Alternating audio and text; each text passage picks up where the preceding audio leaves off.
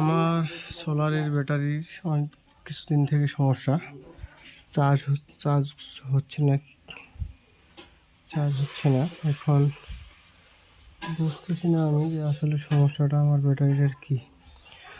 প্রথমে যখন নিয়েছিলাম তখন ব্যাটারির সার্ভিসটা অনেক ভালো ছিল, ব্যাটারি চার্জ হয় এবং চার্জটাও অনেক লাস্টিং করে।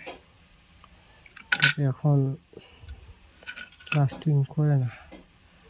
আবার দেখতেছি এখানে পাউডার ব্যাটারি, এখানে আবার পানি পানি দেখা যায় হালকা হালকা। এই যে এক জায়গায় দেখেন জায়গাগুলো ভিজে গেছে। এটা কি আসলে পানি ব্যাটারি? এই যে এখানে পানি লাগে আছে, এখানেও পানি লাগে আছে, এখানেও পানি লাগে আছে, এখানেও পানি লাগে আছে। তো আসলে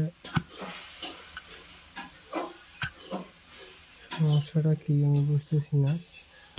তারের জয়েন্ট সব আমার ঠিকই আছে।